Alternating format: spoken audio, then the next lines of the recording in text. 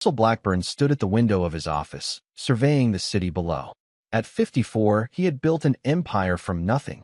Blackburn Properties had transformed from a small real estate venture into one of the most respected development firms in Boston. The polished oak desk behind him held a single framed photograph. Russell with his wife Valerie and their two children, Madison and Tyler, taken nearly a decade ago at their lake house. That was before everything changed, before success had transformed his family. Mr. Blackburn, his assistant, Diane, knocked softly on the open door. The contracts for the Harborview project are ready for your signature, and your wife called. She wanted to remind you about dinner tonight. Russell nodded without turning from the window. Thank you, Diane. His birthday. 54 years old today, though he doubted Valerie had remembered. Their marriage had grown increasingly hollow over the past 5 years. They occupied the same house, but lived separate lives. Valerie spent her days managing her boutique art gallery downtown, a venture Russell had financed, and her evenings at social functions where Russell's name opened doors, but his presence wasn't required. Their daughter Madison, 24 and recently graduated with her MBA, had inherited her mother's social ambitions and her father's business acumen, but none of his work ethic. She lived in a luxury apartment Russell paid for while she found herself, professionally, which mostly involved Instagram posts from exclusive restaurants and weekend trips to New York. Only Tyler, their 21-year-old son in his junior year at Boston University, seemed untouched by the family's wealth. Studying engineering on a scholarship he'd earned himself, Tyler had refused Russell's offer to pay for his education or housing. "I need to do this on my own terms, Dad," he'd said. Russell had never been prouder. Russell checked his watch, nearly 6. He'd promised to be home by 7 for the small family dinner Valerie had arranged. He gathered his things, said goodnight to Diane, and headed to the elevator. As he drove his Tesla home through the evening traffic, Russell reflected on the growing distance between himself and his family. Something had shifted when the money began flowing in abundance. Perhaps it was his fault. He'd worked 80-hour weeks building the business, missing soccer games and dance recitals. By the time he'd scaled back his hours, the damage was done. Valerie had built her own life, and Madison had grown up hardly knowing him. Russell pulled into the driveway of their Beacon Hill home, a meticulous Victorian restoration that had been featured in architectural magazines. He sat in the car for a moment, steeling himself for the evening ahead. Inside, the house was quiet. No birthday decorations, no smell of cooking. Russell set his briefcase down in the foyer. "Valerie," he called out. In here, her voice drifted from the living room. Valerie sat on the sofa, scrolling through her phone. At 50, she remained striking, tall and slender with dark hair cut in an elegant bob. She looked up briefly. "Oh, you're early. I thought you'd be at least another hour." "I wanted to be home for dinner," Russell said. "Where's Madison? And is Tyler coming?" Valerie returned to her phone. "Madison texted that she'll be late. Something about drinks with Portia. And Tyler said he has a study group, but he'll try to stop by later." Russell felt a familiar disappointment settle in his chest. "So no birthday dinner?"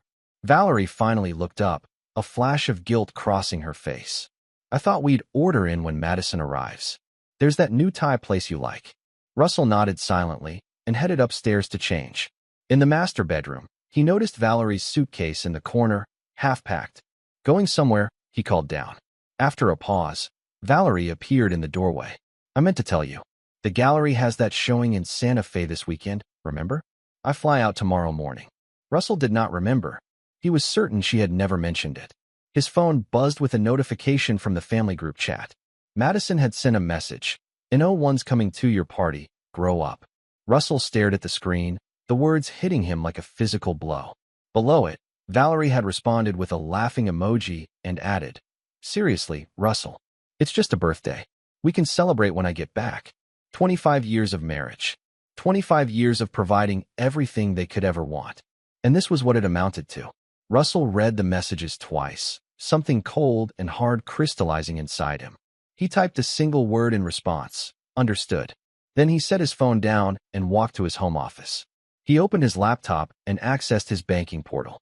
Without hesitation, he canceled the $1,800 automatic payment for Madison's rent. Next, he logged into his investment account and suspended all transfers to her tuition fund for her planned MBA program. A text came in from Tyler. "Happy birthday, Dad. Sorry I can't make it tonight. Midterms are killing me. Can we grab lunch Saturday? Russell felt a small warmth. At least one person remembered. He texted back, "Thanks, son. Saturday works. Good luck with studying." Russell closed his laptop and returned downstairs. Valerie was on the phone, laughing softly, but quickly ended the call when she saw him. "Work?" he asked. "Just gallery business," she said, too quickly. "Listen, Madison just texted again. She's going to crash at Porsche's tonight. So maybe we just do something tomorrow before my flight." Russell smiled, a cold, empty smile that didn't reach his eyes. "No need. I understand perfectly now." Valerie looked relieved. "I knew you'd understand. You always do." That night, as Valerie slept, Russell lay awake, his mind racing. After 25 years, he finally saw his marriage with perfect clarity. It wasn't just neglect or growing apart. There was something more. The late nights at the gallery, the weekend trips, the secretive phone calls. He opened his banking app and scrolled through recent transactions. Thousands spent at boutiques and restaurants he'd never visited. Hotel charges in cities where Valerie claimed to be attending art shows. Russell didn't feel rage or even sadness. Instead, a cold, calculating clarity washed over him. Tomorrow would mark the beginning of a new chapter, one where he would reclaim what was his and make them understand exactly what they had thrown away. The die was cast. There would be no going back. Chapter 2, The Awakening. The morning after his birthday, Russell rose before dawn. Valerie still slept soundly, her breath even and deep. He dressed silently in the dark and slipped out to his home office. By 6 a.m., he had made several calls to his most trusted associates. By 7, he had initiated a comprehensive audit of both his personal and business finances. By 8, he had contacted his attorney, Howard Griffith, an old friend from college who had helped build Blackburn Properties from the ground up. "Russell," Howard said, his voice still rough with sleep. "What's so urgent?" "Everything okay? I need you to clear your schedule today," Russell replied. "And I need your absolute discretion." There was a pause on the line. "You've got it. My office at 10. "Perfect." Russell heard Valerie stirring upstairs as he ended the call. He made coffee and waited at the kitchen island, composing his features into a mask of normalcy.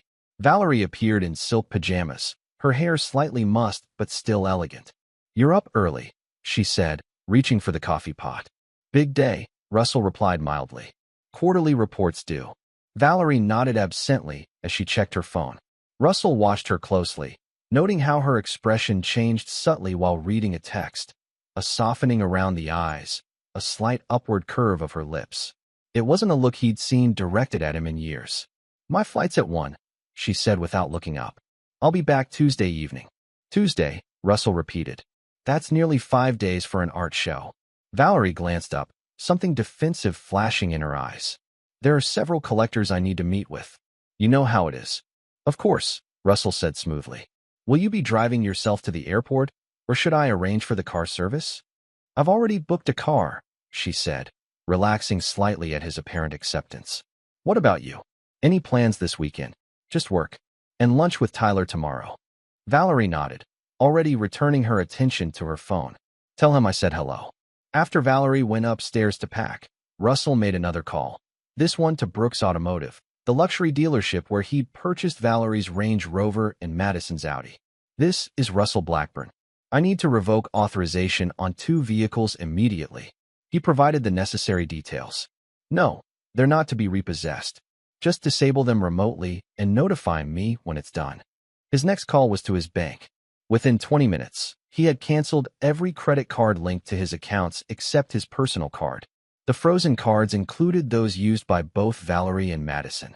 Russell heard Valerie coming downstairs with her suitcase. He ended the call and met her in the foyer. "All set?" he asked pleasantly. She nodded, checking her reflection in the entryway mirror. "I should go? The car will be here any minute."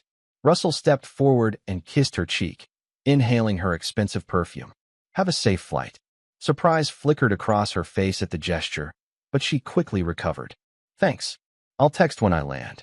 After Valerie left, Russell drove to Howard's office in downtown Boston.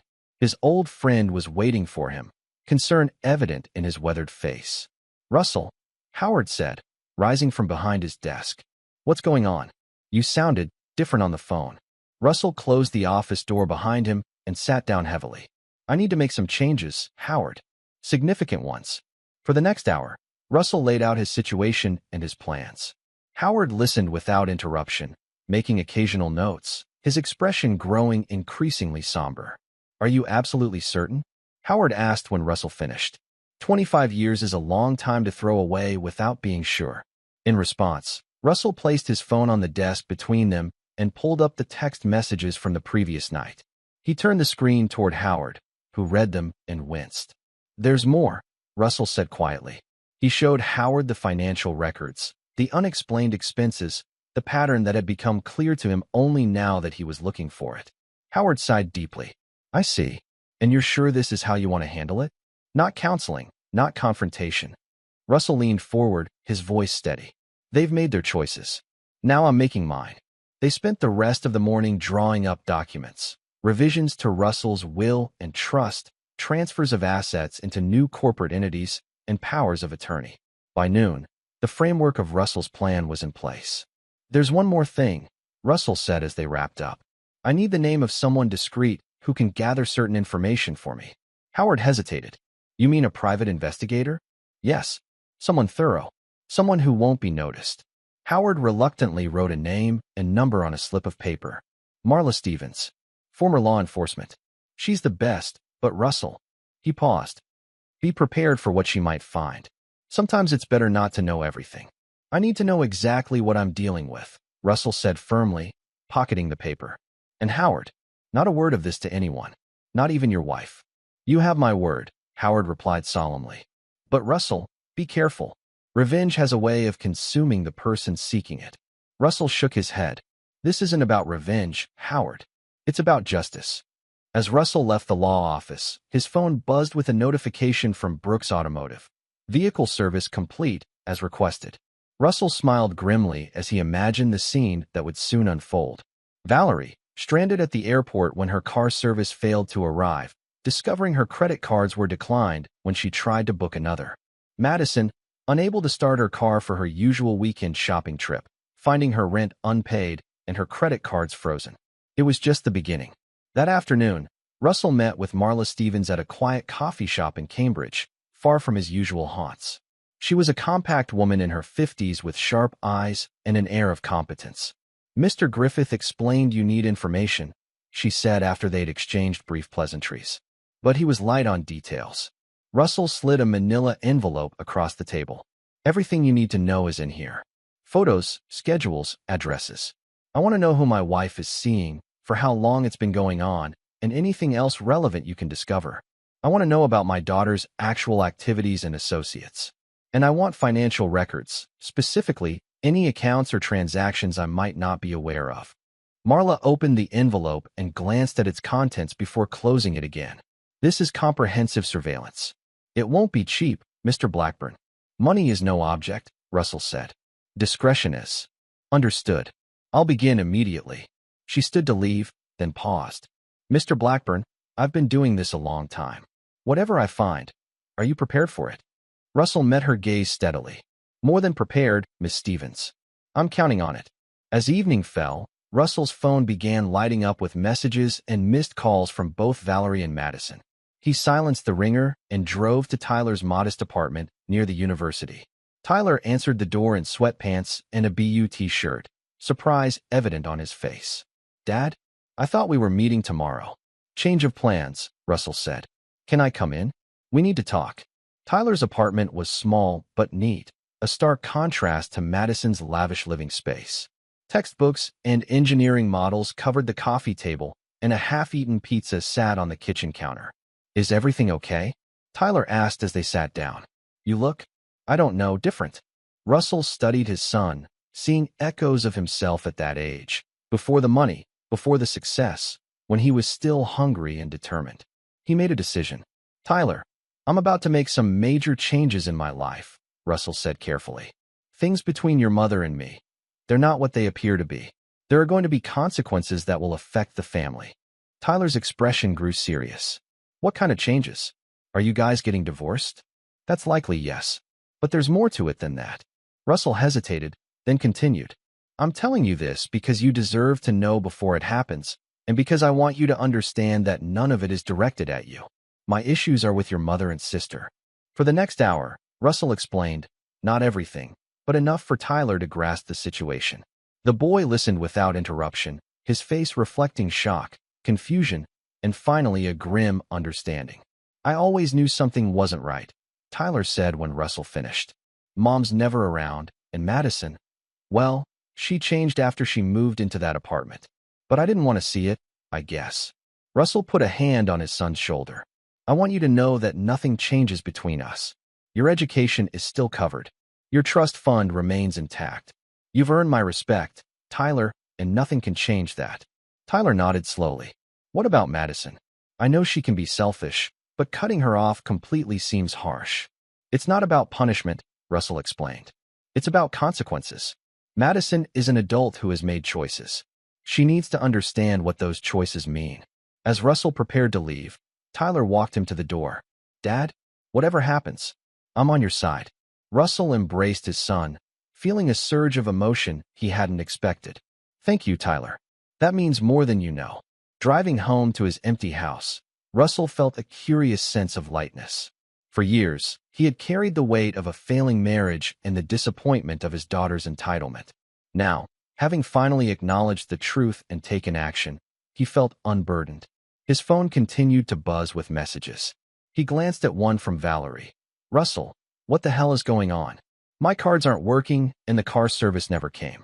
Call me immediately. Russell smiled coldly at the road ahead.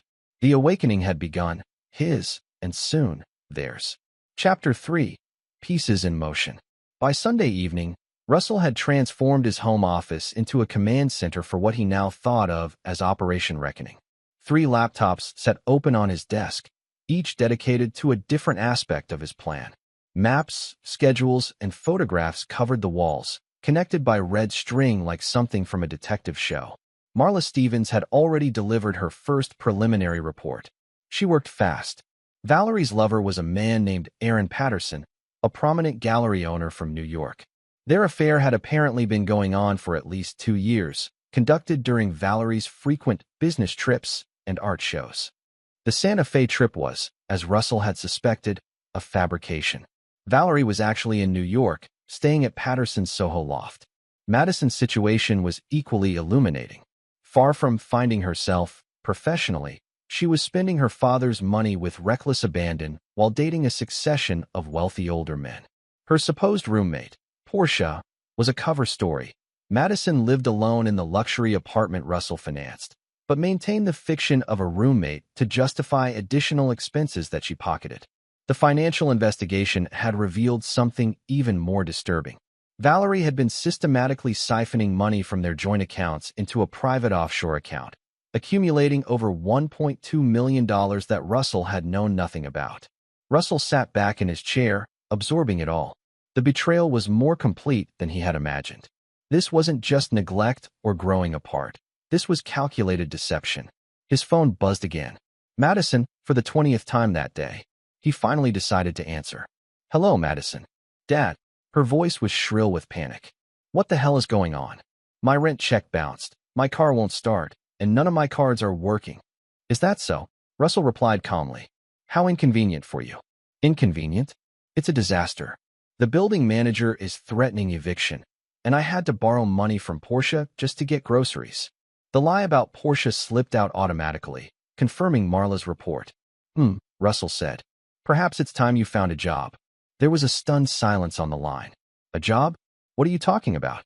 Is this about your stupid birthday? Because if so, this is incredibly childish, even for you. Russell felt a cold anger rise within him. No, Madison. This is about consequences. For too long, I've enabled your lifestyle without requiring anything in return. Not respect, not gratitude, not even basic courtesy. That arrangement has ended. You can't do this. Madison's voice rose even higher. I'm your daughter. Yes, you are, Russell agreed. And I love you. But love doesn't mean I have to finance your poor choices and disrespect. You're 24 years old, Madison. It's time you learned how the real world works. Mom's going to freak when she hears about this, Madison threatened. Your mother is dealing with her own set of consequences, Russell replied. I suggest you focus on your situation. He ended the call before she could respond, and turned his attention back to his planning. The initial shock phase was complete. Now came the systematic dismantling. Monday morning, Russell arrived at Blackburn Properties earlier than usual. His first meeting was with the company's CFO and legal team. By noon, he had initiated a corporate restructuring that would protect the business from any potential divorce proceedings while simultaneously positioning trusted allies in key roles. His phone rang repeatedly throughout the day. Valerie, Madison, and eventually Valerie's attorney, a man named Raymond Caldwell, known for handling high-profile divorces. Russell let Diane screen most of the calls, but he took Caldwell's. "Mr. Blackburn," the attorney began, his voice smoothly professional. "I'm calling regarding the situation with Mrs. Blackburn. I believe we could resolve this matter amicably if—" "Mr. Caldwell," Russell interrupted, "please inform your client that any communication regarding our separation should go through my attorney, Howard Griffith. I have nothing to discuss directly. With all due respect, Mr. Blackburn, a scorched earth approach benefits no one. Mrs. Blackburn is open to negotiation." Russell cut him off again. "I'm sure she is, now that her credit cards don't work and her secret account has been frozen." There was a startled silence on the line. "I'm not sure what you're referring to," Caldwell finally said, but his tone had lost its confidence. "Mr. Caldwell, I know about the affair with Aaron Patterson. I know about the $1.2 million Valerie has hidden away. I know she's in New York right now, not Santa Fe. So please, spare me the pretense of amicable negotiation." Russell's voice remained calm, almost pleasant. "This isn't a negotiation. This is a reckoning." After ending the call, Russell met with Marla Stevens again, this time at his office. "I need more," he told her, sliding an envelope of cash across the desk. "Specifically, I need leverage on Patterson. Everyone has secrets, Miss Stevens." "Find his." Marla raised an eyebrow but took the envelope. "This isn't standard procedure, Mr. Blackburn. I'm an investigator, not—" "Not what?" Russell challenged. "I'm not asking you to break the law. I'm asking you to find information that might otherwise remain hidden. Information that could be relevant to protecting my interests." Marla considered him for a long moment before nodding slowly. "I understand. I'll see what I can find." That evening, Russell met Tyler for dinner at a quiet steakhouse away from their usual family haunts. "Mom's been trying to reach you," Tyler said as they sat down. "She called me when you wouldn't answer." "And what did you tell her?" Russell asked, studying the menu. "That I didn't know what was going on." Tyler fidgeted with his water glass. "I didn't lie to her, Dad. I just didn't tell her everything we discussed." Russell nodded approvingly. "That's fine, Tyler. I don't expect you to take sides or lie on my behalf. Madison showed up at my apartment today," Tyler continued. "She was freaking out, saying you'd lost your mind and cut her off. She wanted to crash at my place until things blew over, as she put it." "And what did you tell her?" Tyler met his father's gaze steadily. "I told her my couch was always available if she needed it, but that my apartment wasn't a long-term solution. And I suggested that maybe she should try actually talking to you, instead of just demanding that things go back to normal." Russell felt a surge of pride. "That was well handled." "She didn't take it well," Tyler admitted. "Said I was taking your side and stormed out. Then she posted some dramatic thing on Instagram about finding out who your real friends are in a crisis." Russell smiled grimly. "The first stage of grief is denial. Madison is still there. Your mother too, probably. They still think this is a temporary situation they can fix with the right apology or manipulation. And it's not." Tyler asked carefully. "No," Russell said firmly. "Some bridges, once burned, can't be rebuilt. Some betrayals can't be forgiven." They ordered their meals and moved on to lighter topics. Tyler's studies, his internship prospects for the summer, a girl he had started seeing in his engineering program. For a little while, Russell was able to set aside the coldness that had settled in his chest, enjoying his son's company and the simple pleasure of a good meal. As they were finishing their steaks, Russell's phone vibrated with a text from Marla. "Found something interesting. Need to meet ASAP." Russell replied quickly. "Tomorrow morning, 7 a.m., my office." Tyler noticed the change in his father's expression. "Everything okay?" "Yes," Russell said, refocusing on his son.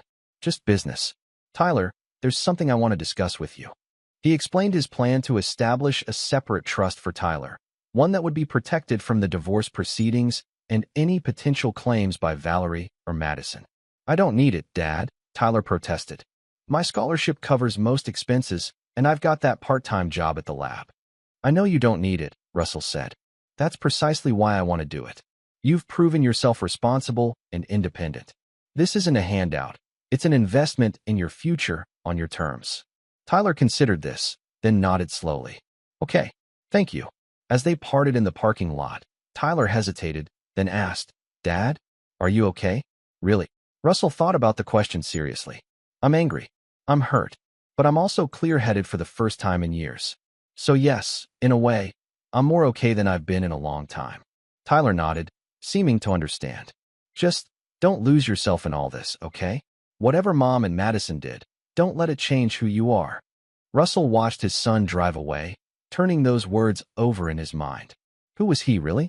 For years, he had defined himself as a provider, a husband, a father. Now those identities were shifting, revealing something harder and colder beneath. Back at home, Russell checked the security cameras he had installed throughout the house after Valerie's departure. The footage showed Madison entering earlier that day, using her key, and leaving with several shopping bags filled with items from throughout the house: jewelry, small electronics, designer clothing. Russell made a note to change the locks and security codes first thing in the morning. The pieces were in motion now. There would be no going back. Chapter 4, Shifting Ground. Tuesday morning dawned with a thunderstorm that matched Russell's mood perfectly. He sat in his office at 6:45 a.m., reviewing the latest financial reports from his audit team while rain lashed against the windows. Marla Stevens arrived precisely at 7, water dripping from her raincoat. She declined Russell's offer of coffee and got straight to business, placing a sealed envelope on his desk. I found your leverage, she said without preamble. Aaron Patterson isn't just a gallery owner. He's also a careful art forger and dealer in black market antiquities. Russell raised his eyebrows. Can you prove it? Marla tapped the envelope. Photographs, financial records, testimony from a former associate. Patterson sells forgeries through his gallery to unsuspecting collectors, then helps the same collectors acquire actual stolen artwork through back channels. He's been doing it for years. And my wife. No direct evidence she's involved in the illegal side of his business, Marla admitted. But she has to know. They've been together too long, and she's too involved in the gallery operations not to have noticed. Russell opened the envelope and scanned its contents. The evidence was compelling. Photographs of Patterson with known criminal figures, financial records showing suspicious transactions, copies of authentication documents that expert analysis had proven fraudulent. This is excellent work, Russell said, looking up at Marla. Is there anything else? Yes. Marla hesitated. I found something about your daughter that wasn't in my initial report. She handed him a small flash drive. Madison has been working as a sort of recruiter for Patterson. She identifies wealthy collectors at social events, introduces them to her mother, and Patterson helps butter them up. She gets a commission on successful sales. Russell stared at the drive in his hand, a cold fury building inside him. She knows about the forgeries? The evidence suggests she does. There are text messages between her and Patterson discussing specific marks and which pieces might appeal to them based on their limited expertise. Russell slipped the drive into his pocket. Thank you, Miss Stevens. Your work has been invaluable. After Marla left, Russell sat quietly, absorbing this new information. The betrayal ran deeper than he had imagined.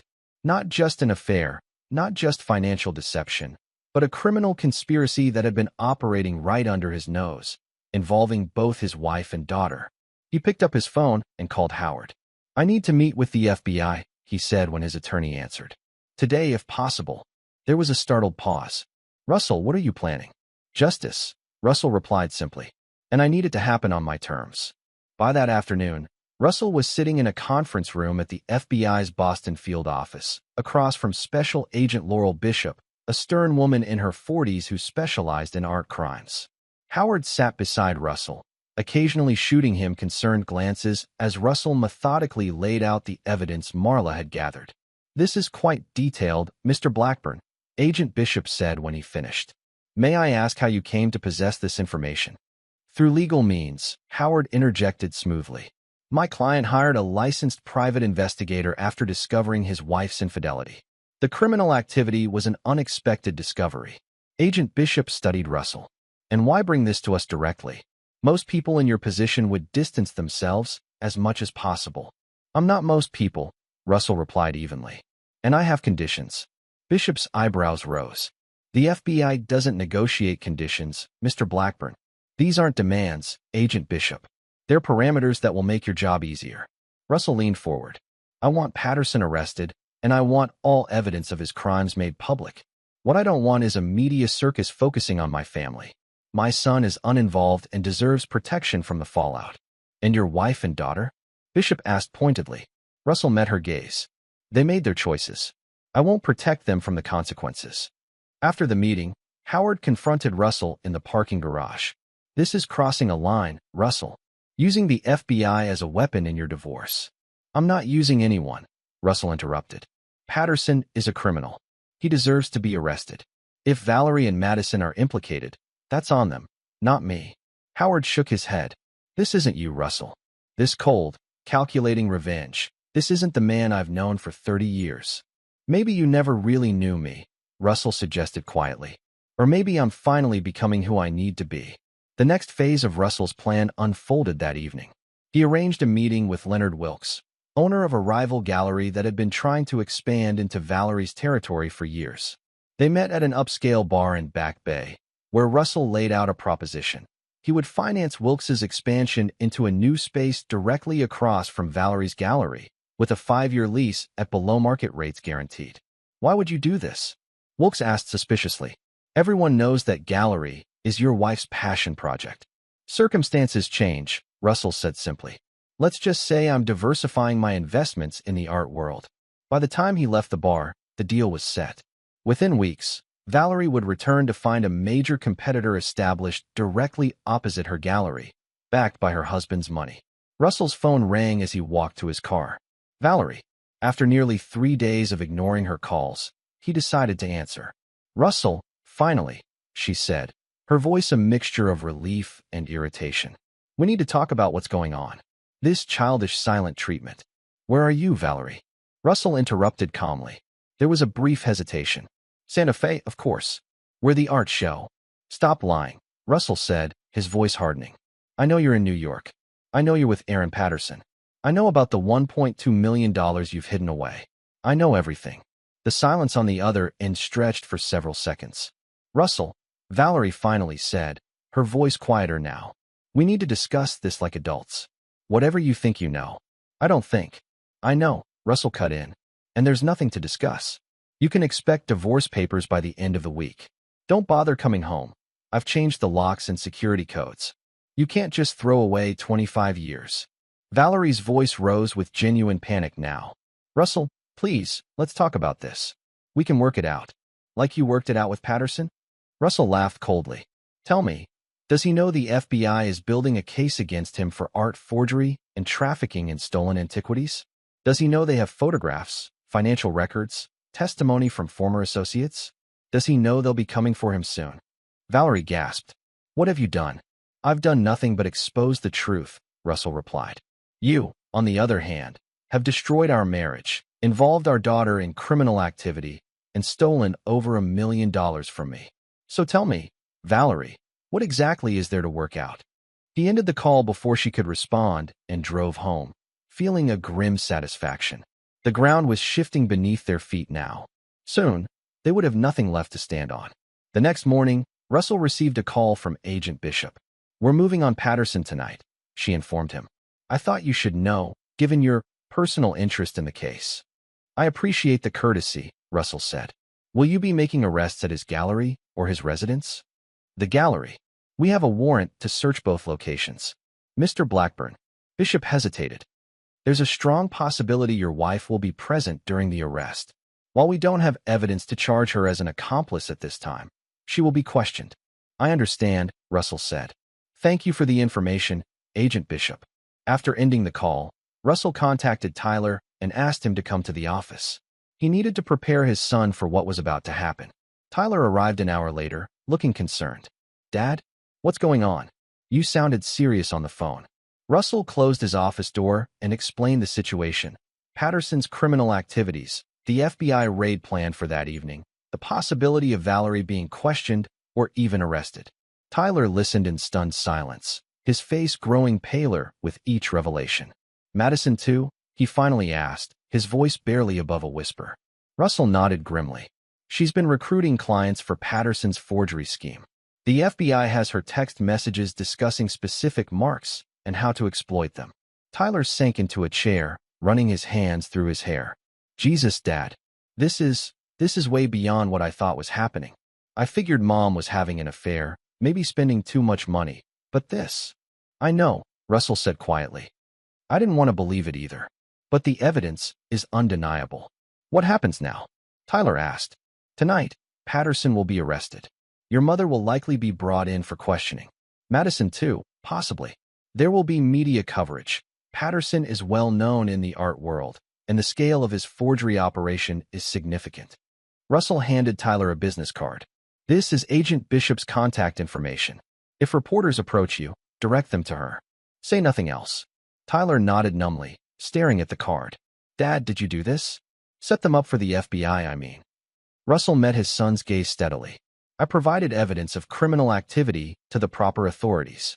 What happens next is out of my hands.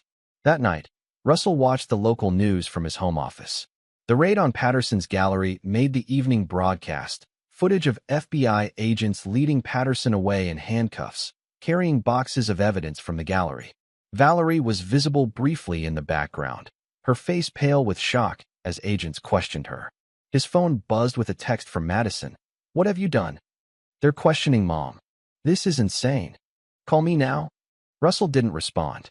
Instead, he opened his laptop and drafted an email to his company's board of directors and key investors, explaining that his family was involved in a legal situation that might generate negative publicity, but assuring them that Blackburn Properties was insulated from any fallout. The ground had shifted. Now came the avalanche. Chapter 5. The Dominoes Fall. By Friday morning, the Patterson arrest had become a major story in both local Boston media and the national art world. Prominent gallery owner charged in massive art forgery scheme read the headline in the Boston Globe. Valerie's name appeared in the third paragraph, described as a close associate of Patterson who is cooperating with investigators. Russell sat at his kitchen island, drinking coffee and reading the coverage on his tablet. His phone had been ringing constantly since the news broke. Friends, business associates, social acquaintances, all curious about the scandal and his connection to it.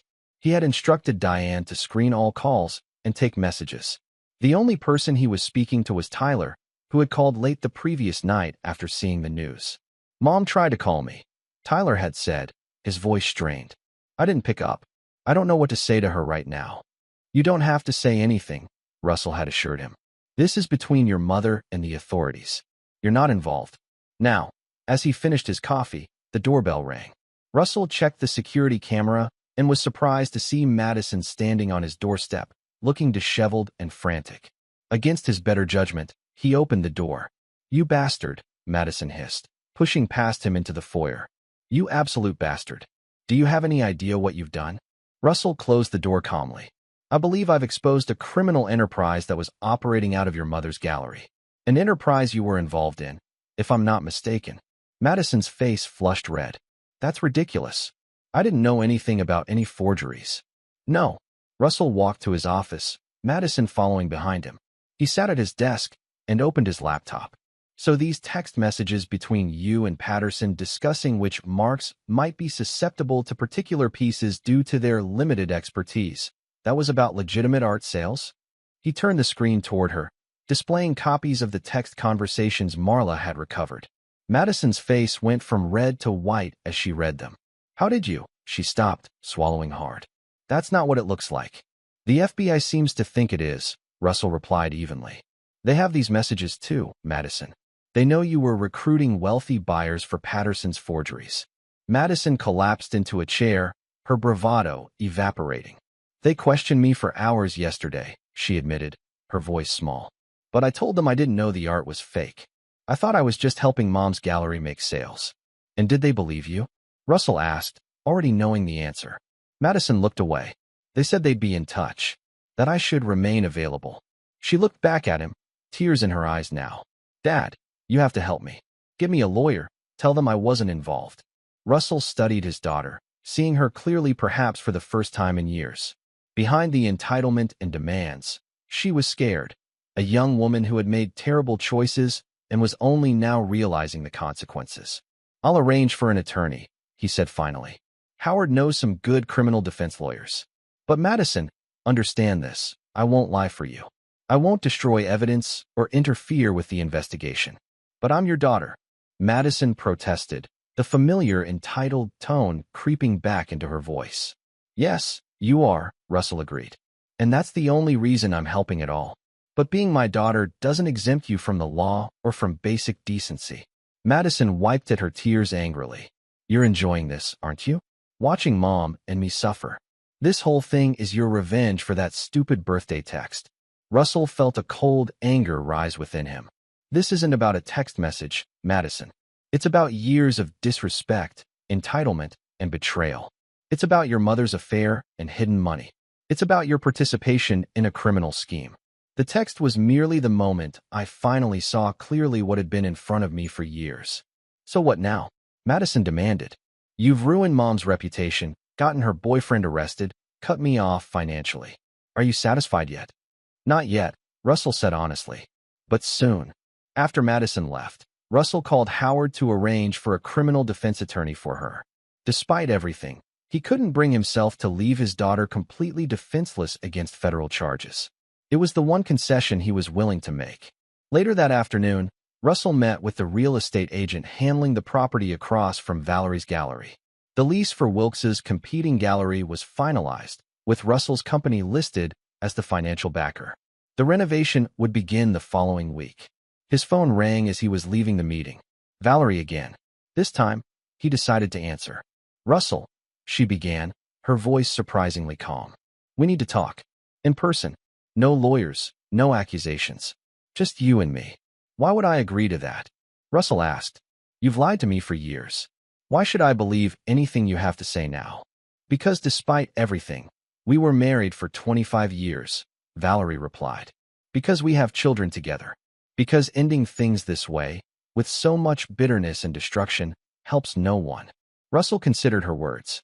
Perhaps there was some small part of him that wanted to hear her explanation, to understand how they had reached this point. "Fine," he said finally. "Tomorrow, noon. The bench by the duck pond in the public garden." "Thank you," Valerie said, sounding genuinely relieved. "Russell, I know you're angry, but—" "Save it for tomorrow," he interrupted, ending the call. That evening, Russell received another call from Agent Bishop. "Mr. Blackburn, I wanted to update you on the case," she said without preamble. "Patterson is cooperating.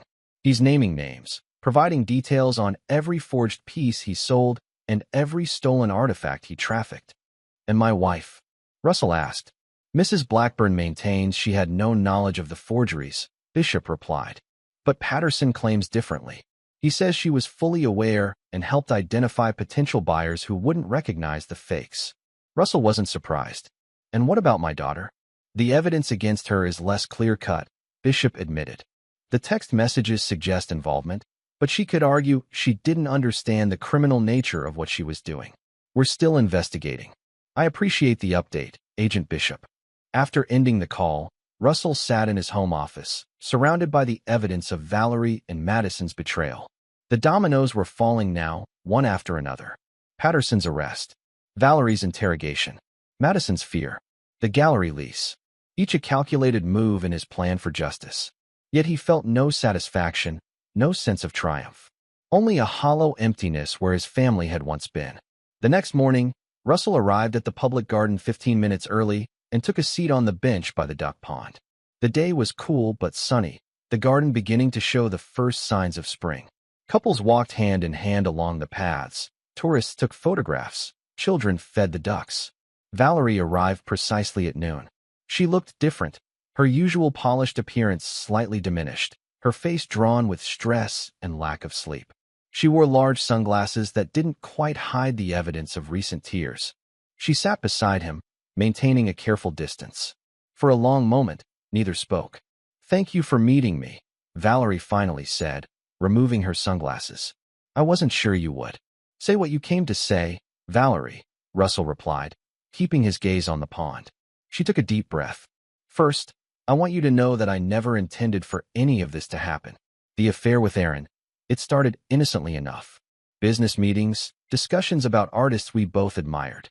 But it grew into something else. 2 years, Russell said flatly. You lied to me for 2 years. Valerie nodded, not denying it. I should have ended the marriage honorably. I know that now. But I was a coward, Russell. I took the easier path. And the money? The $1.2 million you hid from me. She looked down at her hands. That was wrong. I was preparing, building a safety net for myself.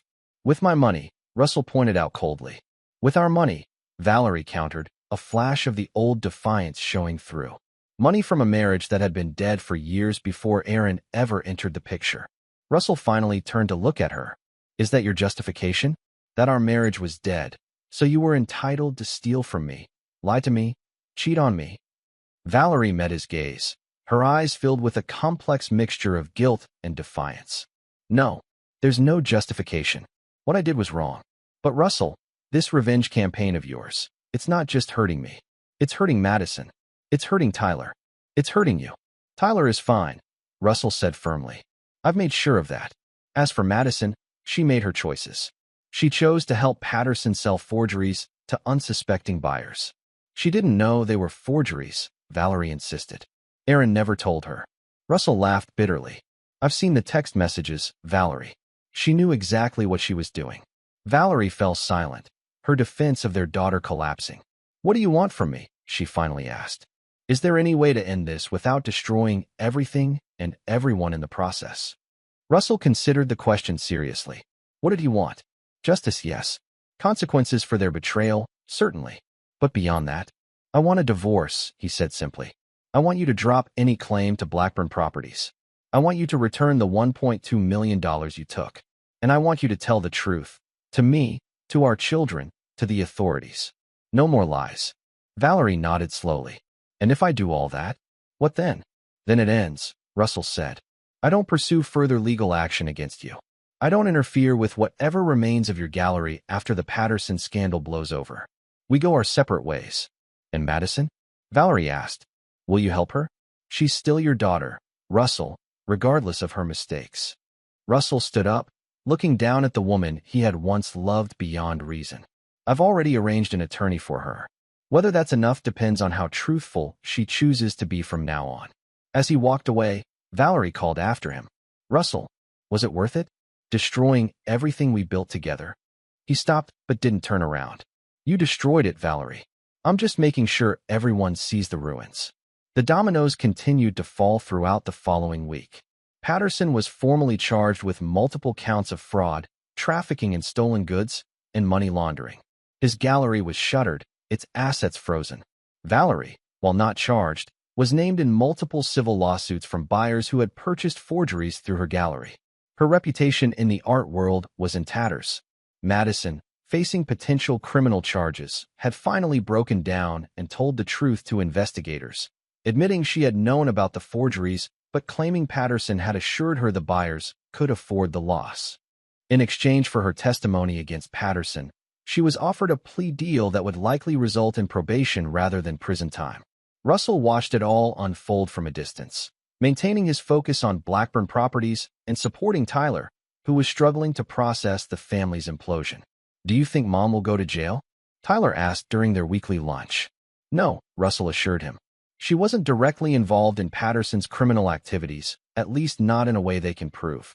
But her reputation is damaged beyond repair, and she'll face significant financial penalties from the civil suits. Tyler nodded, pushing his food around his plate. And Madison? She'll likely get probation, Russell said. She's cooperating with the prosecution, and she's a first-time offender. This isn't how I imagined our family ending up, Tyler said quietly. Russell reached across the table and squeezed his son's shoulder. This isn't an ending, Tyler. It's a transition. Painful as it is, it's necessary. As Russell drove back to the office after lunch, he reflected on Tyler's words. An ending. A transition. Perhaps both were true. The family he had known, the family he had believed in, was indeed ending. But something else was emerging from the wreckage. Something harder, clearer, more honest. The dominoes had fallen. Now it was time to see what remained standing. Chapter 6. Blood and Water. 6 weeks after Patterson's arrest, Russell sat in Howard's office reviewing the final draft of his divorce settlement with Valerie. The terms were heavily in Russell's favor. Valerie would receive a lump sum payment of $2 million, significantly less than she would have been entitled to under normal circumstances, and retain ownership of her gallery, which was now struggling to survive the scandal. In exchange, she relinquished all claims to Blackburn Properties and the majority of their joint assets. She's agreed to this? Russell asked, somewhat surprised despite himself. Howard nodded. Her attorney wasn't happy, but Valerie insisted. I think she recognizes that fighting would only prolong the pain and possibly expose her to additional scrutiny regarding Patterson's operations. Russell signed the documents without hesitation. And Madison's plea deal? Finalized yesterday, Howard confirmed. 5 years probation, 200 hours of community service, and cooperation with the ongoing prosecution of Patterson and his associates. No jail time. Good, Russell said, surprising himself with the genuine relief he felt. Despite everything, he hadn't wanted to see his daughter imprisoned. Howard studied him carefully. Are you satisfied now, Russell? Has your reckoning achieved what you wanted? Russell considered the question. It's not about satisfaction, Howard. It's about justice. Actions have consequences. They're finally facing theirs. Howard sighed. And what about forgiveness? 25 years of marriage, a daughter you raised. Doesn't that count for anything? Forgiveness is earned, Russell replied firmly. Neither of them has even truly acknowledged the depth of their betrayal, let alone shown genuine remorse. They're sorry they got caught, sorry their comfortable lives were disrupted. That's not the same as being sorry for what they did. After leaving Howard's office, Russell drove to the site of his latest development project in South Boston. The Harborview complex was his most ambitious undertaking yet, a mixed-use development that would transform an entire block of former industrial space into luxury condominiums, retail storefronts, and a waterfront park. As he walked the site with his project manager, discussing construction timelines and material selections, Russell felt a sense of purpose he hadn't experienced in months. This was his legacy, not a failed marriage or a duplicitous daughter, but the tangible impact of his work on the city he loved. His phone buzzed with a text from Tyler. Dad, can we meet? Something important I need to discuss. Russell immediately replied, Of course. Dinner tonight? 7 p.m. at Morton's? Tyler's response came quickly. Actually, could you come to my apartment instead? More private. Russell felt a twinge of concern. Everything okay? Yes. Just need to talk. 7 works. That evening, Russell arrived at Tyler's apartment with takeout from his son's favorite barbecue place. Tyler opened the door, looking nervous but determined. Thanks for coming, Dad, he said, taking the food bags. And thanks for bringing dinner. Russell followed him inside, immediately noticing that the apartment seemed different, cleaner than usual, with additional chairs brought in from somewhere. What's going on, Tyler? He asked, his instincts suddenly on alert. You seem tense. Tyler set the food on the kitchen counter and turned to face his father. I asked you here because there's something we need to discuss. As a family. Before Russell could respond, there was a knock at the door. Tyler moved to answer it, and Russell watched in disbelief as Valerie entered, followed by Madison. What is this? Russell demanded, his voice hardening as he turned to Tyler. An ambush. Not an ambush, Dad, Tyler said firmly. A conversation. One that's long overdue. Russell looked from his son to his soon-to-be ex-wife and daughter. Valerie looked thinner than he remembered, her usual confident posture diminished. Madison couldn't meet his eyes, staring at the floor with an uncharacteristic humility. I have nothing to say to them, Russell said coldly. Then listen, Tyler insisted. Please, Dad. If not for them, then for me. Russell hesitated, seeing the earnest plea in his son's eyes. Finally, he nodded once and took a seat in the living room area, as far from Valerie and Madison as the small apartment allowed. Thank you for coming, Russell, Valerie began cautiously, taking a seat opposite him. I know this isn't easy. Tyler didn't mention you would be here, Russell replied evenly. Had he done so, I wouldn't have come. I know, Tyler admitted. That's why I didn't tell you. But Dad, this needs to happen. We're still a family, whether you want to acknowledge it or not. A family. Russell laughed bitterly. Is that what you call it when your wife has a 2-year affair, steals over $1 million from you, and involves your daughter in a criminal enterprise? Interesting definition of family. I deserve that, Valerie said quietly. All of it. What I did was unforgivable, and I know that. I'm not here to ask for forgiveness, Russell. I'm here because Tyler asked me to come, and because despite everything, he's right. We are still connected through our children. Madison finally looked up, her eyes red-rimmed. Dad, I know you hate me right now. I get it. I was horrible to you. The birthday text, the disrespect, the other stuff. She glanced at Tyler. But I'm trying to fix what I can.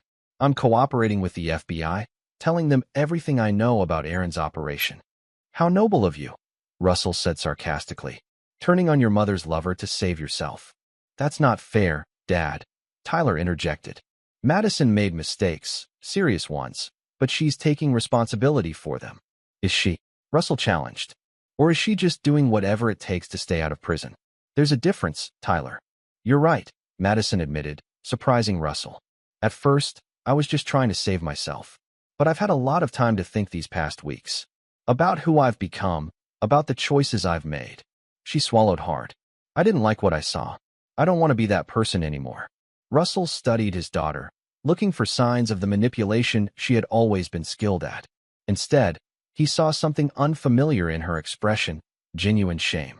I've applied for jobs, Madison continued when Russell didn't respond. Real ones, not in the art world. Entry-level positions where I can work my way up on merit, not connections. And I found a cheaper apartment I can actually afford. With what money? Russell asked skeptically. I cut off your access to all accounts.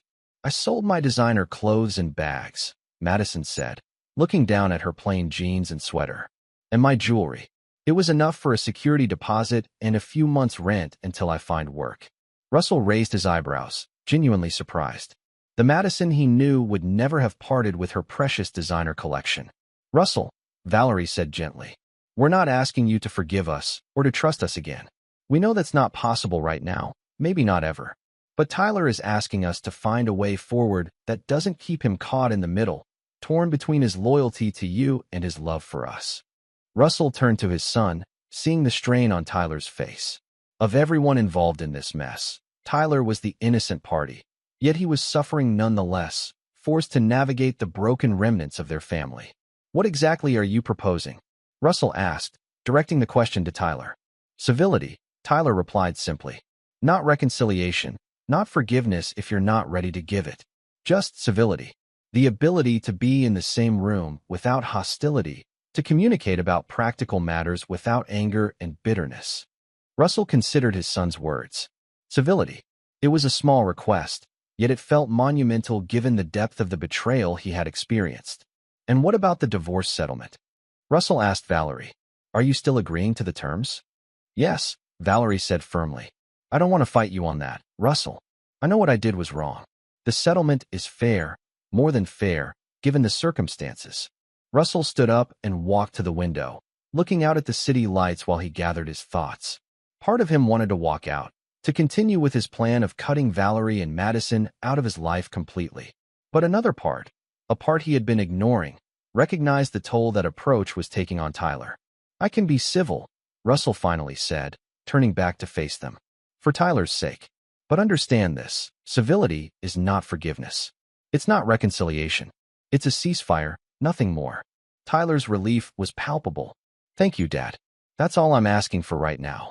They ate dinner together in a strange, tense atmosphere, the first time they had been around the same table in months. The conversation was stilted, focusing on safe topics like Tyler's studies and the weather.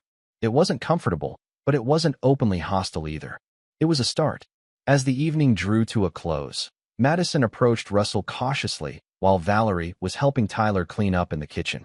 Dad, she said softly, I know words don't mean much right now, but I am sorry. Not just for getting caught, but for who I became, for what I did to you, for taking you for granted. Russell studied his daughter's face, searching for the entitlement and manipulation he had come to expect. Instead, he saw only regret and a hint of the little girl she had once been, before money and status had corrupted her. Actions speak louder than words, Madison, he replied, not unkindly. Show me who you're becoming, not who you were. Madison nodded, blinking back tears. I will. I promise. As Russell prepared to leave, Valerie approached him one last time. Thank you for coming tonight, she said. It meant a lot to Tyler. And to me. Russell nodded curtly. This doesn't change anything between us, Valerie. I know, she said, a sadness in her voice that seemed genuine. But maybe it can change what happens next. Not for us, but for our children. Russell didn't reply, simply nodded to Tyler and left the apartment. In his car, he sat for a long moment before starting the engine, processing the unexpected evening. Had anything changed? He wasn't sure. The anger was still there, the sense of betrayal just as acute. Yet something had shifted, however slightly. Not forgiveness. He had meant what he said about that. But perhaps a recognition that moving forward didn't have to mean continuing to actively punish them. As he drove home, Russell thought about Tyler's request for civility. It was a reasonable request from a son who loved his father, but also loved his mother and sister, despite their flaws. Blood was thicker than water, as the saying went. Though Russell had always found that particular proverb to be more complex than people realized. The full version, he recalled, was, "The blood of the covenant is thicker than the water of the womb," suggesting that the bonds we choose can be stronger than those we're born into. He had chosen Valerie once, pledged his life to her. That covenant was broken beyond repair. But the bond with his children remained, however strained. For Tyler's sake, he could be civil. For Madison, he could leave the door open to a potential future relationship if her actions proved her words sincere. As for Valerie, that chapter was closed. No amount of civility would change that. Russell arrived home to his empty house, the silence no longer oppressive but peaceful. He poured himself a glass of scotch and stood at the window, looking out at the city he had helped shape, one building at a time. The reckoning wasn't over. But perhaps it was entering a new phase, one where justice didn't require constant vigilance and active retribution. One where he could focus on rebuilding his own life rather than dismantling theirs. It wasn't forgiveness, but it was something. A recognition that even blood and water, in their own ways, find new paths forward after the storm. Chapter 7. Ghosts and Shadows. 3 months after the dinner at Tyler's apartment, Russell sat in his new penthouse overlooking Boston Harbor. He had sold the family home in Beacon Hill, unable to stomach living among the ghosts of his failed marriage. The penthouse, with its clean lines and panoramic views, represented his fresh start, a space without memories or shadows. The divorce had been finalized 6 weeks earlier, with Valerie accepting the settlement terms without protest. Patterson had pleaded guilty to all charges and was awaiting sentencing, having implicated several other figures in the art world as part of his cooperation agreement. Madison had found a job as an administrative assistant at a nonprofit organization focusing on arts education for underprivileged children. The irony wasn't lost on Russell, his daughter, who had helped sell forged art to wealthy collectors, now helping bring authentic art experiences to those who could never afford to buy even a legitimate piece. Tyler had completed his junior year with honors and was now interning at an engineering firm for the summer. He had been the bridge maintaining the fragile civility between Russell and the others, arranging occasional group dinners that remained awkward but no longer actively hostile. Russell had kept his promise of civility, but maintained his emotional distance. The wounds were still too fresh, the betrayal too profound for anything more. His intercom buzzed, interrupting his thoughts. "Mr. Blackburn, Howard Griffith is here to see you," his building's concierge announced. "Send him up, please," Russell replied.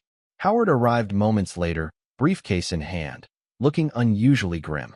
After their disagreements over Russell's handling of the divorce, their friendship had cooled somewhat, but they maintained a professional relationship. "Russell," Howard greeted him, accepting the offered glass of scotch. "Thanks for seeing me on short notice." "Of course," Russell replied, gesturing for Howard to take a seat. "What's going on? You sounded concerned on the phone." Howard set his briefcase on the coffee table and opened it. "I received some information today that you need to know about. It concerns Patterson and, indirectly, Valerie." Russell tensed. "What about them?" "Patterson's cooperation with the feds has been extensive," Howard explained, pulling out a folder. "He's naming everyone involved in his schemes, trying to reduce his sentence. Most of it doesn't concern you, but—" He hesitated. "This part does." He handed Russell a document, a copy of a sworn statement from Patterson to federal prosecutors. Russell scanned it quickly, his expression darkening as he read. According to Patterson, Valerie had been far more involved in the forgery scheme than previously known. She hadn't been merely complicit. She had been an active participant, using her connections through Russell to identify potential buyers, including several of Russell's business associates and friends. More disturbingly, Patterson claimed that Valerie had initially approached him with the idea, not the other way around. She had seen the forgery operation as a way to build her own financial independence, preparing for an eventual divorce from Russell that she had been planning for years. "Is this verified?" Russell asked, his voice tight. Howard nodded grimly. "The FBI has corroborating evidence. Emails, financial records. They're considering filing charges against Valerie now. This came directly from Agent Bishop, who thought you should know before it becomes public." Russell set the document down, a cold fury building inside him. All these months, he had been maintaining civility, even beginning to consider that perhaps Valerie's remorse might be genuine. Now he discovered it had all been another deception. "There's more," Howard said reluctantly. "Patterson claims that the plan to target your associates was specifically because of their connection to you. He says Valerie wanted to." Howard paused, clearly uncomfortable. "He says she wanted to hurt you financially and professionally while enriching herself." Russell stood abruptly and walked to the window, struggling to maintain his composure. "All this time," he said finally, his voice dangerously calm. "All this time, she's been playing the repentant wife, accepting the settlement, acting as if she'd taken responsibility for her actions. And behind it all was this." "Russell," Howard said cautiously, "I know this is a shock, but—" "It's not a shock," Russell interrupted. "It's confirmation. Confirmation that I was right all along not to forgive her, not to believe her supposed remorse." He turned to face Howard. "What's the timeline on this? When does it become public?" "Charges could be filed as early as next week," Howard replied. "It will hit the news immediately after that." Russell nodded, his mind already racing with the implications. "Does Tyler know? Or Madison?" "Not yet," Howard said. "Agent Bishop reached out to me first, given our previous involvement in the case." Russell paced the length of the window, considering his next moves. The civility he had maintained for Tyler's sake now felt like another manipulation he had fallen for. But simply reverting to open hostility wasn't the answer either. This required a more measured response. "I need to tell Tyler myself," Russell decided, "before he hears it from the news or from Valerie." "That's wise," Howard agreed. "What about Madison?" Russell paused. Madison had seemed genuinely committed to changing her life over the past months. She had taken a low-paying job instead of looking for another wealthy benefactor. She had moved into a modest apartment she could afford on her own. She had consistently expressed remorse for her actions. "I'll tell them both," Russell said finally. "They deserve to hear it from me." After Howard left, Russell called Tyler and asked him to come to the penthouse. Then, after a moment's hesitation, he called Madison as well. They arrived within the hour, Tyler first, followed by Madison. Both looked concerned by the unexpected summons. "Dad, what's going on?" Tyler asked as they settled in the living room. "You sounded serious on the phone." Russell didn't mince words. "I received some information today about your mother. Information that will become public soon." He handed them each a copy of Patterson's statement. "You should read this now." The siblings read in silence, their expressions shifting from confusion to shock to distress. Madison finished first, setting the document down with trembling hands. "This can't be true," she whispered. "Mom wouldn't, she couldn't." Tyler finished reading and looked up, his face pale. "These people Patterson names, they're your friends. Your business associates. People who trusted you." "Yes," Russell confirmed grimly. "And your mother used that trust, used her connection to me, to target them specifically." Madison was shaking her head in denial. "There must be some mistake. Aaron must be lying to save himself." "The FBI has corroborating evidence," Russell replied. "Emails, financial records.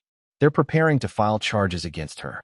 Tyler ran a hand through his hair, visibly struggling to process this new information. "So all this time, while we've been trying to rebuild some kind of family relationship, Mom has been—" "What? Pretending? Lying again?" "It appears so," Russell said, watching his son closely. Madison stood suddenly, pacing the room. "I need to talk to her. She needs to explain this." "Be careful, Madison," Russell warned. "If this statement is accurate, and the FBI believes it is, then your mother has been lying to all of us, including you." Madison turned to him, tears in her eyes. "But why? Why would she do this? She seemed so sincere about wanting to make amends, about accepting responsibility. Perhaps to maintain access to Tyler, Russell suggested, or to keep you close, or simply because deception has become second nature to her. The harshness of his words hung in the air. What are you going to do, Dad? Tyler asked quietly. Russell considered the question. The old Russell, the one from before his birthday 6 months ago, might have tried to protect Valerie, to use his influence to shield her from prosecution. The Russell of the immediate aftermath might have actively worked to ensure she faced the maximum penalties. But he was neither of those men anymore. Nothing, he said finally. I'm going to do nothing. Valerie made her choices. Now she can face the consequences. I won't interfere either way. Madison wiped at her tears. And what about us? This civility we've been trying to maintain.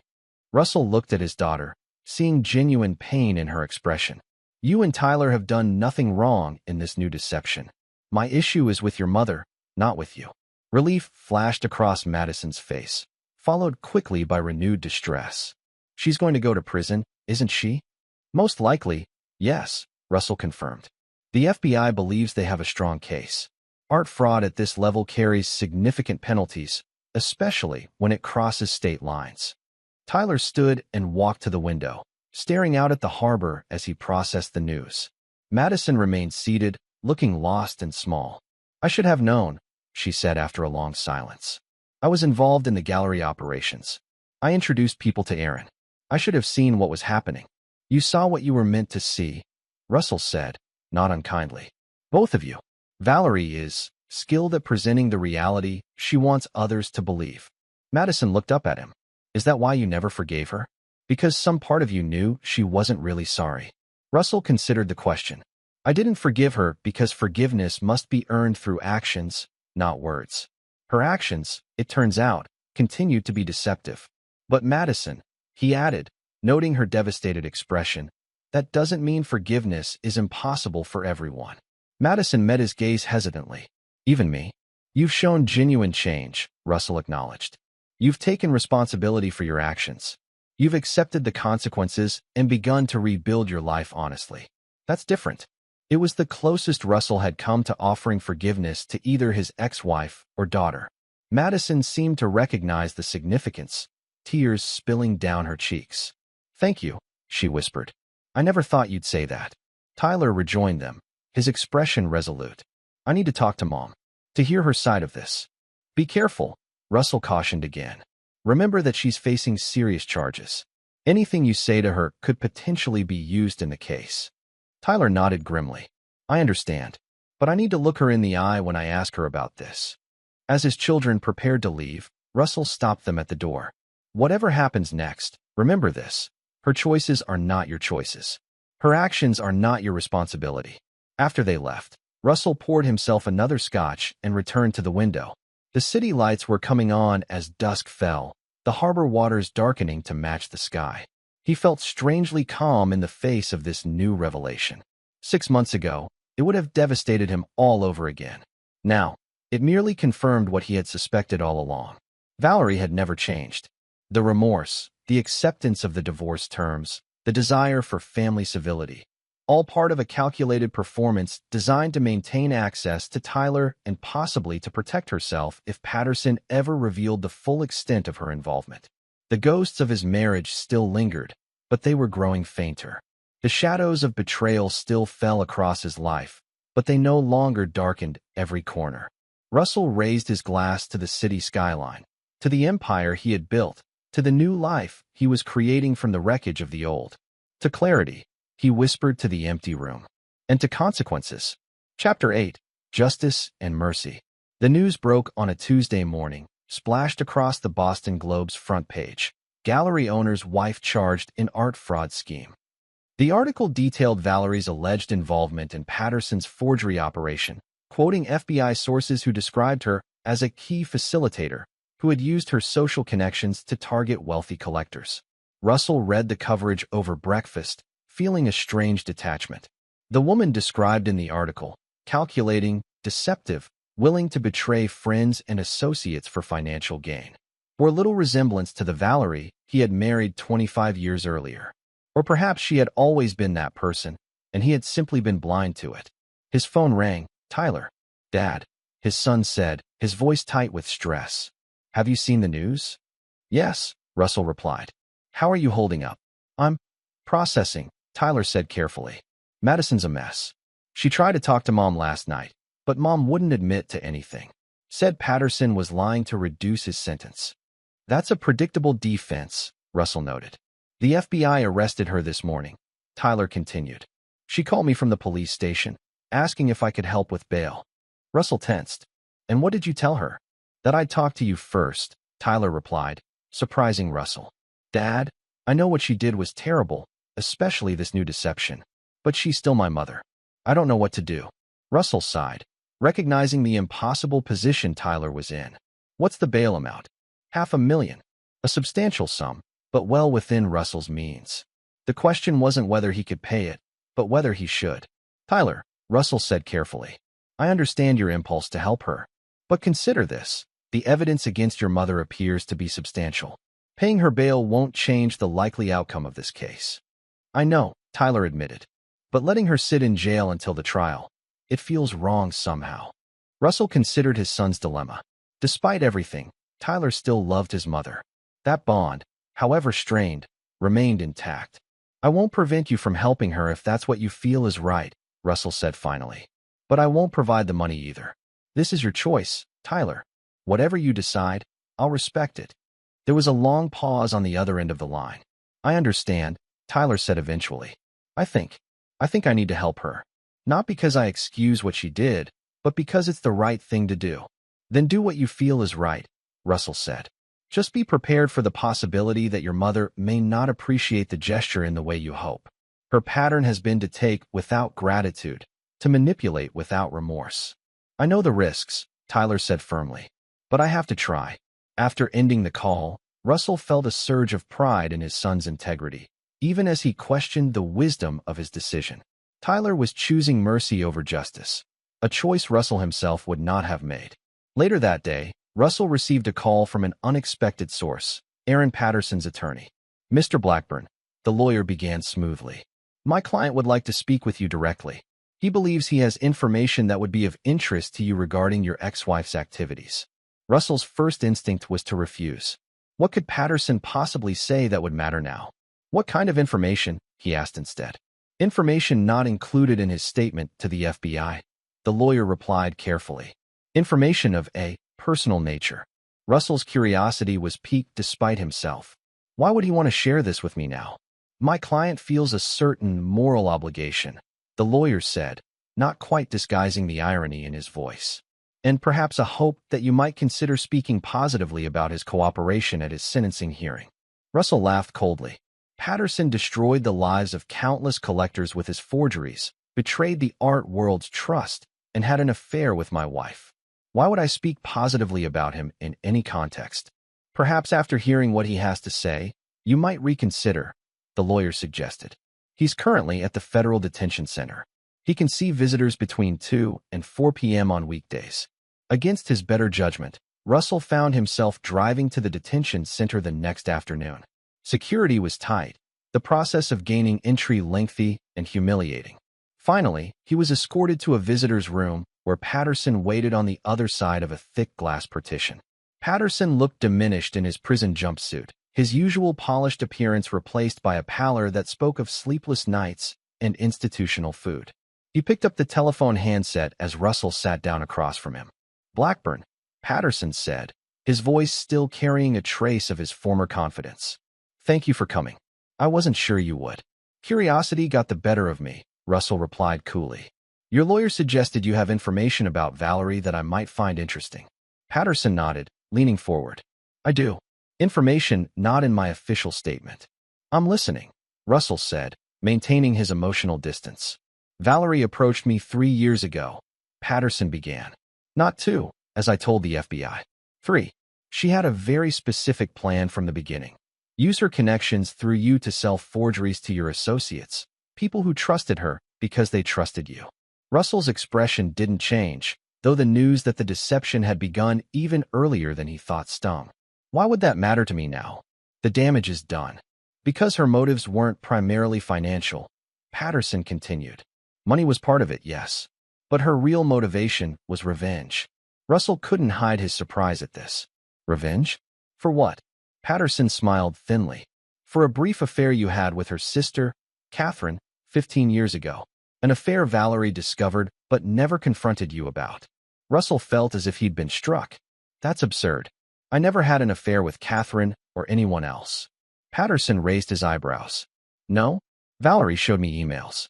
Very explicit ones, between you and Catherine. Dated from 2010.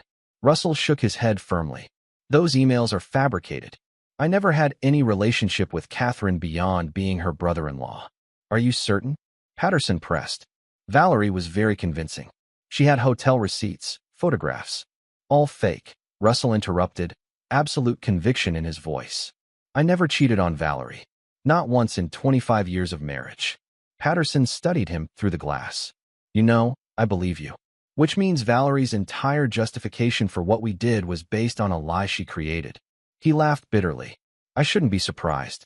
She lied to me about many things. Why tell me this now? Russell asked, still processing this new information. Because I'm facing 10 years minimum, Patterson replied bluntly. And while I deserve punishment for what I did, Valerie deserves it more. She orchestrated everything, Blackburn. The forgeries, the sales to your associates, all of it. She used me just like she used you. Russell sat back, considering Patterson's words. You expect me to believe this is some moral awakening on your part? That you're suddenly concerned with justice? Patterson smiled ruefully. No, I'm concerned with self-interest, same as always. Valerie is trying to cut a deal, claiming I manipulated her. I want the truth on record. And what do you want from me in return for this truth? Russell asked skeptically. Just a word at my sentencing, Patterson said. Not forgiveness. Not even sympathy. Just acknowledgement that I cooperated fully, that I provided information beyond what the prosecutors required. Russell stood, having heard enough. I'll consider it. But Patterson, if I learn you've lied to me about any of this, especially about Catherine, any consideration will vanish immediately.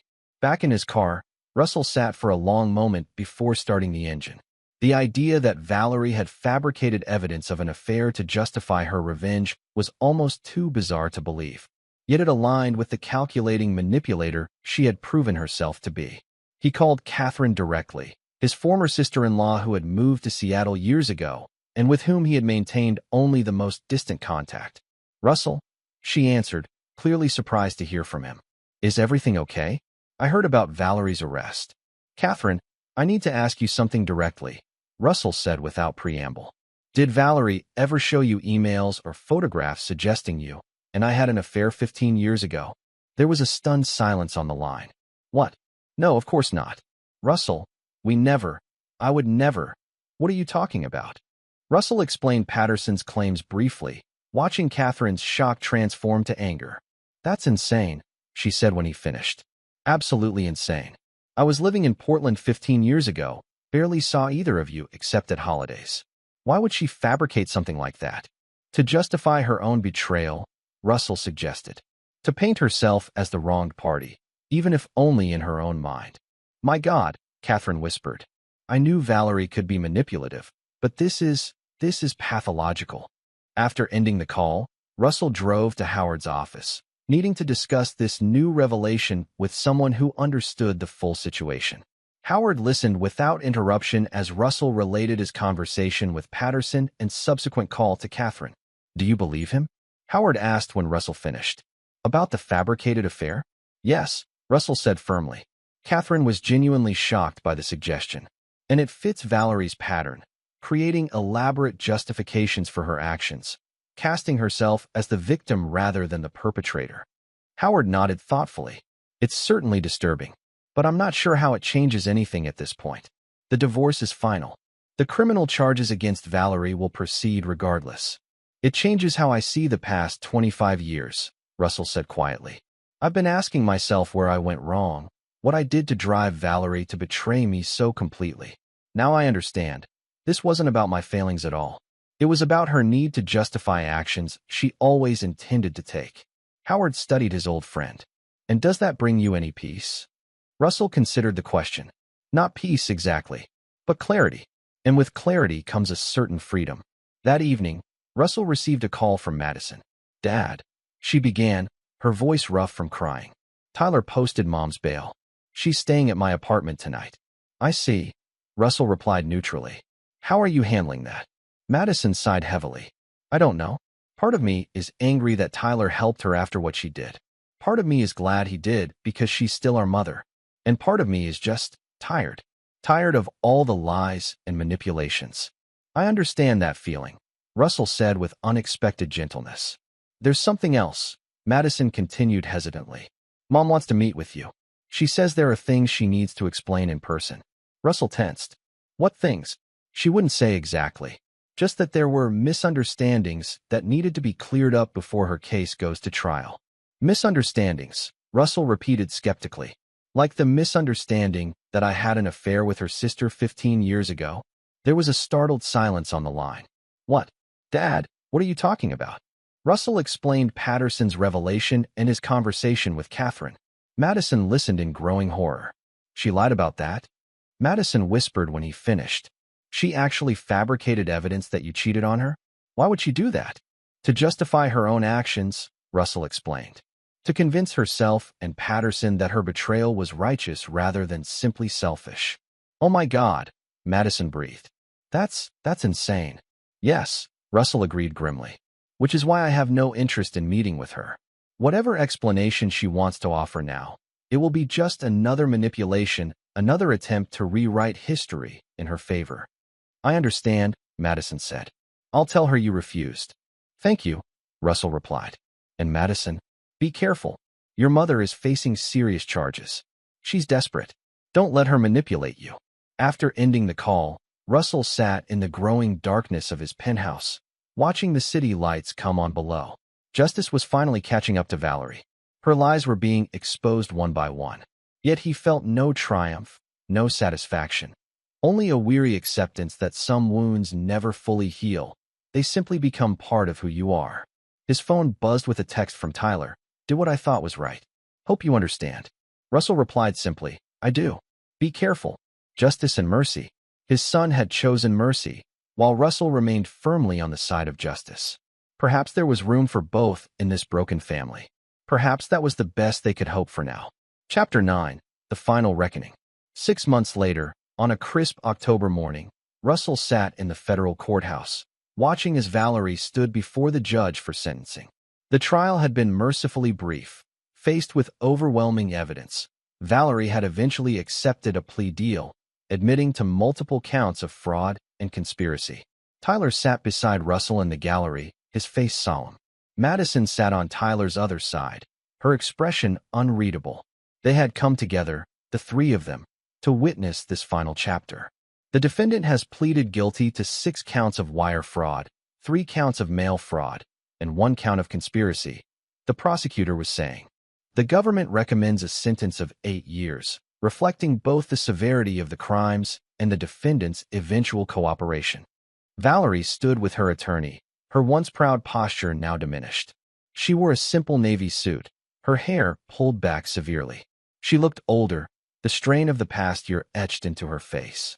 Her attorney argued for leniency, citing Valerie's previously clean record, her cooperation after initially denying involvement, and the fact that many of the victims would receive restitution through the seizure of assets from Patterson's gallery. Finally, the judge asked if Valerie wished to speak before sentencing. She stepped forward, her hands trembling slightly. "Your Honor," she began, her voice steadier than her hands. "I stand before you today, fully accepting responsibility for my actions. What I did was wrong, morally, legally, in every way possible." She paused, seemingly gathering her thoughts. "I betrayed my husband, my children, my friends, and the art community that had welcomed me. I have no excuses, no justifications." Russell watched her carefully, searching for signs of the manipulation that had been her hallmark. Instead, he saw only defeat and resignation. "I ask not for leniency," Valerie continued, surprising many in the courtroom, "but for the opportunity to eventually make amends in whatever way possible. I know that may never be enough, but I am committed to trying."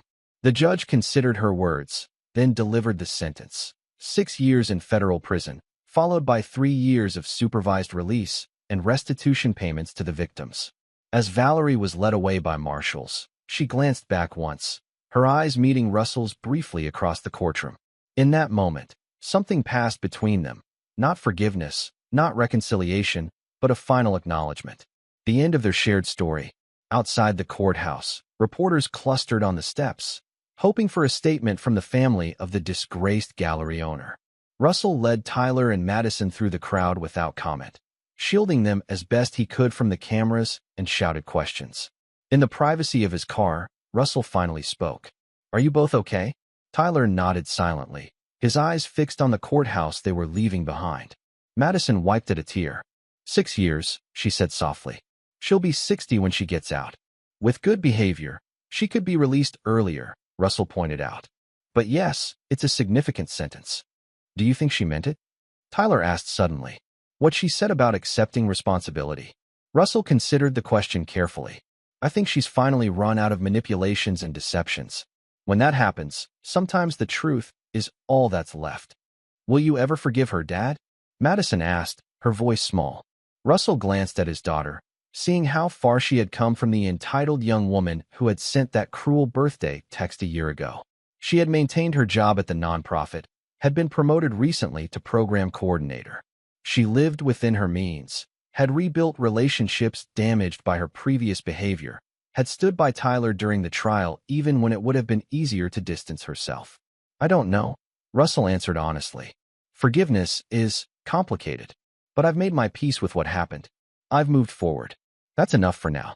They drove in silence for a while, the city passing by outside the windows. Finally, Russell spoke again.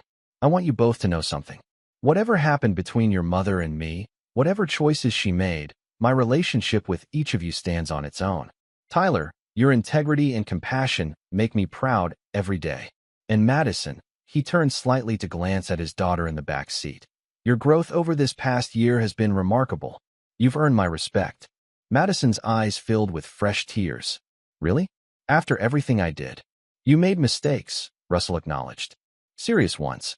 But you've taken responsibility for them. You've changed your behavior. You've rebuilt your life honestly.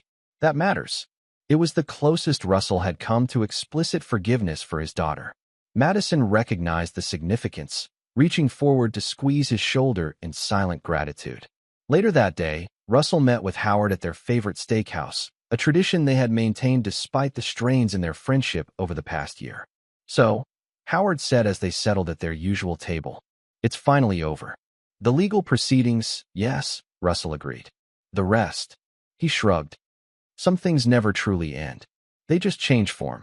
Howard studied his old friend. You seem different today, more at peace. Russell considered this. Perhaps I am. Seeing Valerie sentenced brought no joy, no satisfaction, just a sense of completion. And what now? Howard asked. Where does Russell Blackburn go from here? Russell smiled slightly. Professionally, the Harborview project opens next month. We're breaking ground on the riverfront development in the spring. Personally, he paused. I'm seeing someone. Howard's eyebrows shot up in surprise. You are? Who? Diana Chun. She's an architect who consulted on the Harborview project. We've been dating quietly for about 2 months. Well, Howard said, genuinely pleased. That's unexpected. Good for you, Russell. It's early days, Russell cautioned. But she's different. Straightforward. Honest. Qualities I've come to value above all others. Understandably so, Howard agreed. Have Tyler and Madison met her? Not yet, Russell said. Soon, perhaps. When it feels right. They ordered their usual steaks and a bottle of good Cabernet. As they waited for their meals, Howard raised his glass in a toast. To new beginnings, he offered. Russell clinked his glass against Howard's. And to lessons learned. The following Sunday, Russell hosted a small dinner at his penthouse. Tyler, Madison, and for the first time, Diana. He had prepared the meal himself, something he had never done during his marriage to Valerie, when they had always relied on caterers for even small gatherings. Diana arrived first, bringing a bottle of wine and a quiet confidence that Russell had found immediately attractive when they first met. At 52, she was close to his own age. With a successful career, she had built entirely on her own merits and an honest, direct manner that left no room for games or manipulations. Nervous? she asked with a knowing smile as she helped him in the kitchen. A bit, Russell admitted. It's an important step. Diana squeezed his hand briefly. They'll like me or they won't. Either way, we'll handle it. Her straightforwardness was refreshing, a constant reminder of what healthy relationships should be. Tyler and Madison arrived together, both visibly curious about the woman their father was dating. Introductions were made, drinks were poured, and to Russell's relief, conversation flowed naturally. Diana shared stories about her work, her passion for sustainable architecture evident in every word. Tyler responded enthusiastically, connecting her ideas to concepts he was studying in his engineering program. Madison asked thoughtful questions about Diana's career path, perhaps seeing in this accomplished woman a model for her own professional development. As Russell moved between the kitchen and dining room, preparing the final touches for dinner, he overheard Madison speaking quietly to Diana. So, you know everything that happened? With our mom and everything? Yes, Diana replied simply. Your father has been very open about his past. And it doesn't bother you? Madison pressed. The messy divorce, the scandal, all of it? Life is rarely neat and tidy, Diana said. What matters to me is who your father is now, how he's processed those experiences, how he treats the people in his life. Russell paused in the doorway, holding the platter of roasted vegetables he'd been about to bring to the table. And how does he treat you? Madison asked, a protective note in her voice that surprised Russell. Diana smiled. With respect, with honesty, with the understanding that we're both adults with our own lives and perspectives. It's refreshing. Madison nodded slowly. Good, because he deserves that. After everything, he deserves someone who sees him clearly. Russell cleared his throat, announcing his presence. Dinner's ready. As they gathered around the table, Russell found himself looking at the three people before him. His son, who had maintained his integrity throughout the family's collapse. His daughter, who had fallen but found the courage to rebuild herself. And Diana, who represented the possibility that trust and honesty could still form the foundation of a relationship. This was not the family he had imagined for himself a year ago. The empty chair where Valerie should have been sat like a ghost at the feast. Yet there was a genuineness to this gathering that had been missing from family dinners for years before the final break. I'd like to propose a toast, Russell said, raising his glass. To new beginnings, to hard truths, and to the family we choose to be. Tyler and Madison exchanged a glance, then raised their glasses. Diana's eyes met Russell's over the rim of her wine glass, a quiet understanding passing between them. Later, after Tyler and Madison had left and Diana was helping Russell clear the dishes, she asked the question he had been expecting. Do you still love her, Valerie? Russell paused, considering the question seriously. The Valerie I married? The woman I thought she was? Perhaps some echo of that remains. But the real Valerie, the one who lied and manipulated and betrayed? No, that love died long before I recognized it was gone. Diana nodded, accepting his answer. And have you forgiven her? No, Russell said honestly. I understand her better now. I can even acknowledge my own role in the failure of our marriage, the long hours, the emotional distance. But forgiveness? That would require genuine remorse on her part, a true understanding of the damage she caused. I've seen no evidence of that, even at the sentencing. And your daughter? Diana pressed gently. Have you forgiven her? Russell smiled slightly. Madison has earned a second chance. She's shown real change, real growth. Is that forgiveness? Perhaps. Or perhaps it's simply recognition that people can evolve if given the opportunity. Diana set down the dish she was drying and turned to face him fully. You know, Russell, for someone who claims not to forgive, you've shown remarkable capacity for moving forward, for not letting bitterness consume you. Is that forgiveness? Russell wondered aloud. Or just survival? Maybe they're the same thing sometimes, Diana suggested. Maybe forgiveness isn't about the other person at all. Maybe it's about refusing to let their actions define your future. Russell considered her words as they finished cleaning the kitchen together. Perhaps she was right. Perhaps in moving forward, in rebuilding his life, in opening himself to new relationships and possibilities, he had forgiven in the only way that truly mattered, by not allowing the betrayal to become the center of his existence. The final reckoning, then, wasn't about punishment or vengeance. It wasn't even about justice, necessary as that had been. It was about reclaiming his own story, defining himself not as a victim of betrayal, but as a man who had faced devastating loss and emerged stronger, clearer, more authentic. As Diana prepared to leave, Russell walked her to the door. "Thank you for coming tonight. It meant a lot to me."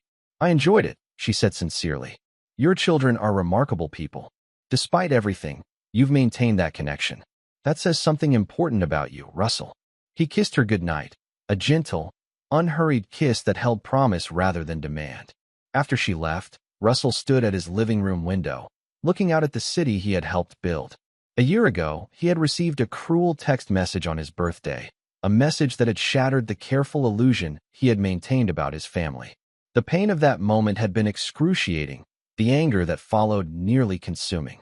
Yet here he stood, not diminished but enlarged by the experience. The husband and father he had been was gone, replaced by a man who saw more clearly, felt more honestly, lived more authentically. Russell raised his glass to the city lights below, to the future unfolding before him, to the hard truth that sometimes only by losing everything do we discover what truly matters. "Happy birthday to me," he whispered to the empty room, and for the first time in a very long time, he meant it. This is where our story comes to an end. Share your thoughts in the comments section. Thanks for your time. If you enjoy this story, please subscribe to this channel. Click on the video you see on the screen, and I will see you there.